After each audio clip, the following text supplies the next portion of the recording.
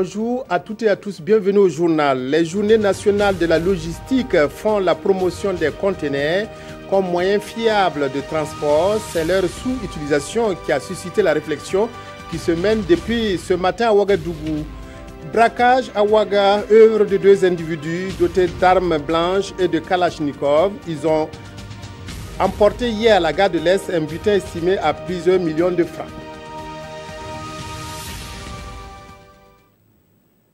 Cela dit, tout d'abord, la caravane des jeunes pour la promotion de l'élimination des mutilations génitales féminines dans les zones frontalières a pris la route ce matin. Cette caravane va parcourir 5 communes pendant 10 jours en multipliant les séances de sensibilisation, les ateliers de plaidoyer avec des responsables coutumiers, religieux et politiques. L'épouse du chef de l'État, Sika Kabore, a apporté ses encouragements aux caravaniers avant leur départ. Reportage Paul-David Bambara. C'est parti pour 10 jours de sensibilisation pour l'élimination des mutilations génitales féminines dans les zones frontalières du Burkina Faso, du Mali et de la Côte d'Ivoire. La caravane des jeunes de l'association Jeunesse Unie pour l'éradication de l'excision va sillonner les communes de Koloko dans la province du Kénédougou, Weleni et Dakoro dans la Léraba et Mangodara et Nyangologo dans la Comoé. Le thème central étant la lutte contre la pratique transfrontalière de l'excision, c'est une des mutations pernicieuses donc, de cette pratique-là. Et nous avons choisi pour cette édition de combattre spécialement cette forme de pratique-là. Cette activité des jeunes de l'association d'aller à la rencontre des populations frontalières est bien appréciée par les premiers responsables de la lutte contre les MGF. Je suis vraiment heureuse de la détermination des jeunes à accompagner le mouvement de lutte contre la pratique de l'excision. Surtout qu'aujourd'hui, comme vous l'avez entendu, cette lutte a pris d'autres formes. Et ces jeunes vont en guerre contre la pratique transfrontalière. Parce que comme les pays voisins n'ont pas de législation, ceux qui sont malheureusement adeptes de cette pratique traversent les frontières pour aller exciser nos enfants. Des plaidoyers, des soirées grand public et sensibilisation de proximité au programme. L'objectif est de masquer les conséquences du phénomène pour un abandon total de l'excision. Le Conseil des ministres des 15 États de et médecine vétérinaire de Dakar s'est ouvert ce matin à Ouagadougou. Les ministres en charge de l'enseignement supérieur vont notamment se pencher sur les questions financières, c'est-à-dire celles liées au fonctionnement de l'ISMV. Reportage Mokhtar Ouedraogo Maïmouna Traoré. Les ministres en charge de l'enseignement supérieur et de la recherche scientifique des 15 États membres de l'école inter-État des sciences et médecine vétérinaire de Dakar en conclave à Ouagadougou. À l'ordre du jour de ce conseil des ministres, la programmation budgétaire et de grands dossiers sur le fonctionnement de l'école. Le financement en place date d'environ 30 ans. Donc aujourd'hui, les choses ont changé. Donc il faut revoir le mécanisme et trouver des solutions que l'école puisse vraiment jouer son rôle d'institution de formation et d'appui au développement des États.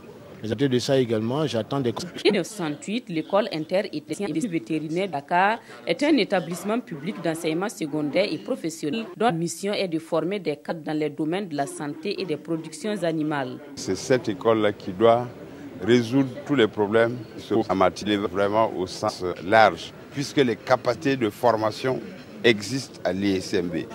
Puisque les besoins des États ne sont pas satisfaits en matière de spécialistes vétérinaires, ce serait bon que les États envoient davantage d'étudiants. Ce conseil des ministres a été précédé d'une rencontre présidée. En marge de cette cérémonie, le ministère de l'enseignement supérieur scientifique de Côte d'Ivoire et les ministères en charge des enseignements au Burkina Faso ont signé une convention de coopération qui permettra à 65 étudiants burkinabés de se former à l'Institut national polytechnique Houphouët-Boigny.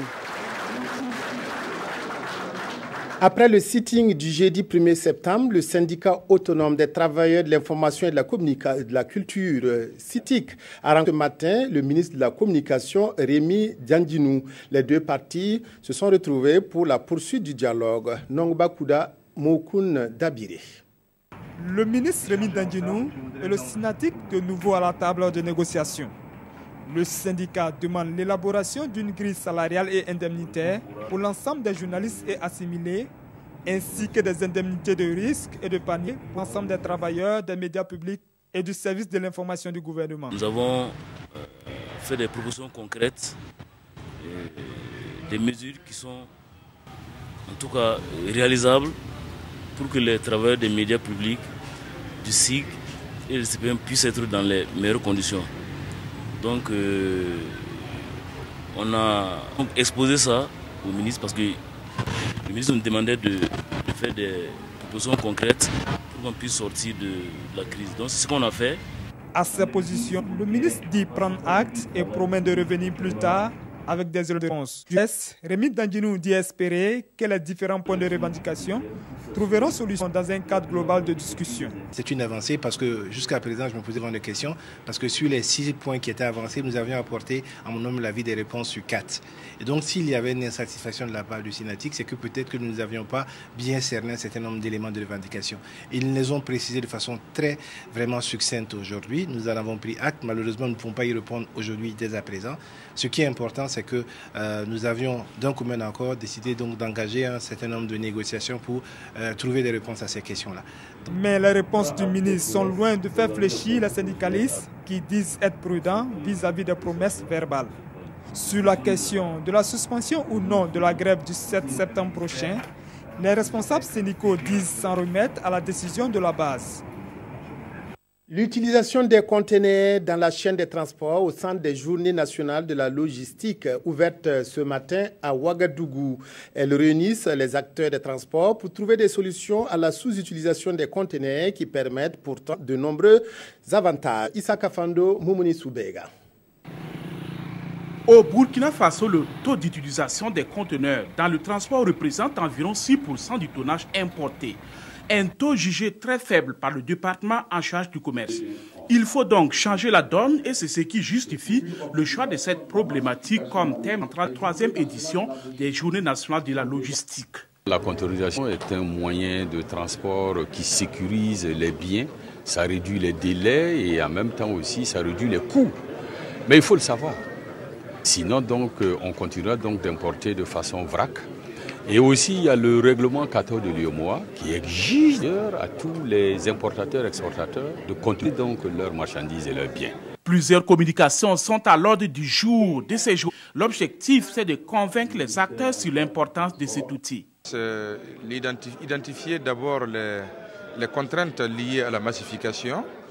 Deuxièmement, les leviers sur lesquels les pays internationaux comme le Burkina Faso peuvent actionner pour bénéficier pleinement donc des effets positifs de cette massification.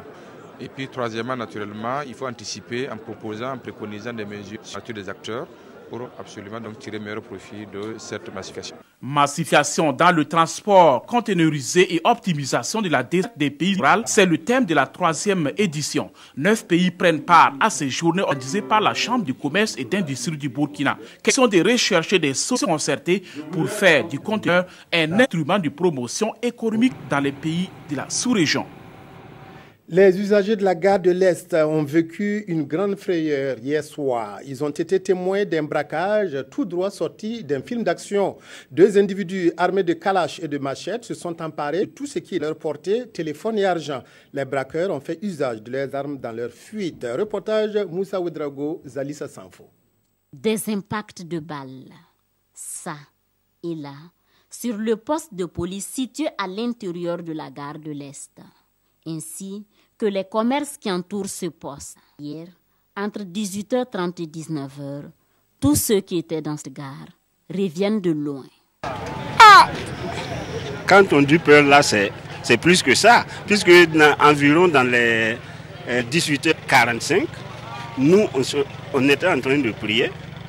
On a entendu les coups de fusil seulement. Bon, et les gens couraient. Il y a des passagers même qui couraient, ils ne savent même pas où ils vont aller. Vraiment, même à l'heure actuelle, là, moi, je n'ai pas pu dormir. Selon les témoins, ainsi que les premières enquêtes de la gendarmerie, c'est l'œuvre de braqueurs. Les témoignages concordants de certaines personnes nous décrivent qu'il s'agit de 2 individus, dont l'un armé d'un fusil Kalachnikov et l'autre d'une machette. Ils ont fait irruption donc à l'intérieur de la gare sous la pluie et se sont introduits avec violence dans la boutique, juste derrière nous. Donc ils ont pu donc, sous la pression, récupérer une somme importante et ils sont repartis également en tirant des coups de feu en l'air. Tous les usagers que nous avons rencontrés disent ne pas comprendre pourquoi les agents de ce poste n'ont pas réagi. Pourtant, la réponse est toute simple. C'est le poste de l'agent de sécurité de la police municipale. Comme vous le savez, ces agents ne sont pas armés. Et ils ne sont pas donc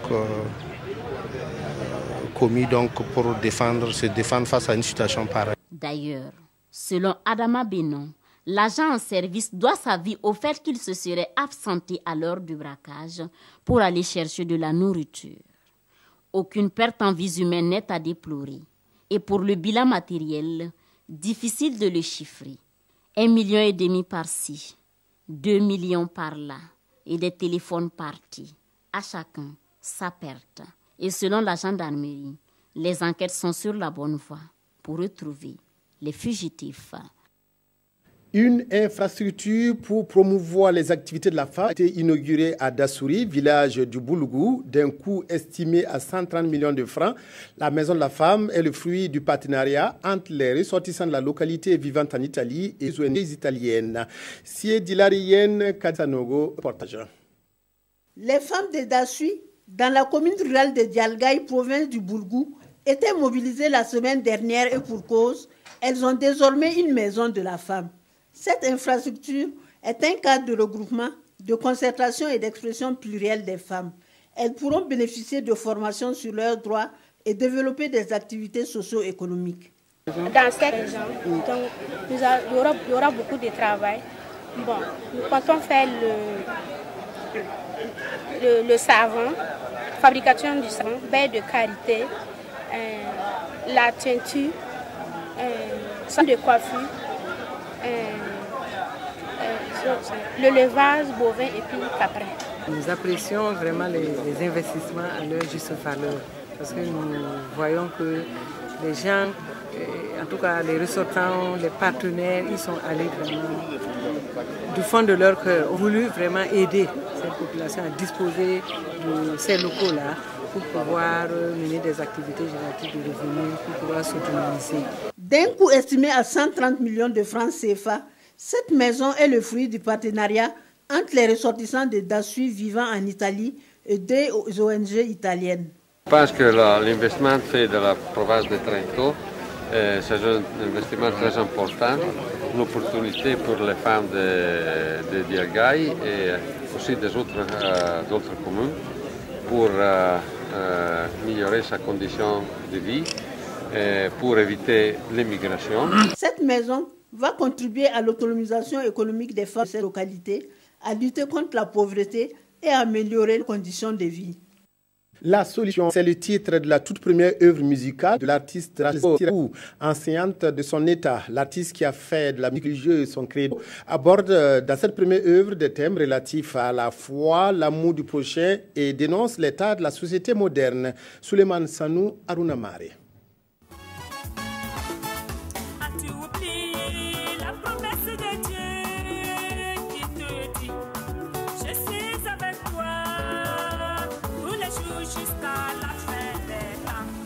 Rachel Zerbo fait son entrée dans le showbiz burkinabé. Pendant plus de 10 ans, elle a côtoyé plusieurs chorales. Un parcours sanctionné par la sortie d'une œuvre musicale de 7 titres. L'artiste a choisi de faire de la musique religieuse. Je suis née dans une famille protestante. Je ne pourrais pas chasser ma nature. C'est pour juste atteindre tout le monde. Je ne veux laisser à l'écart ni les catholiques, ni les musulmans, ni qui que ce soit. Outre la religion, l'album invite également à plus de civisme, de positivité et d'amour dans les foyers. Un message véhiculé à travers des titres comme Incivisme ou encore Zamana, le monde d'aujourd'hui. La solution, c'est le titre de l'album de Rachel Zerbo, son nom d'artiste Bozer Kassi. Quelle qu'en soit la situation dans laquelle nous nous trouvons, ne baissons pas les bras parce que celui-là qui nous a créés à côté de nous pour nous soutenir. Rachel Zerbo est enseignante de profession à l'Allée, localité située à un jet de pierre de Kombisiri. Son album est une autoproduction. Il a été bouclé depuis 2014, mais des raisons professionnelles évoquées par l'artiste seraient à base de retard accusé pour la sortie officielle.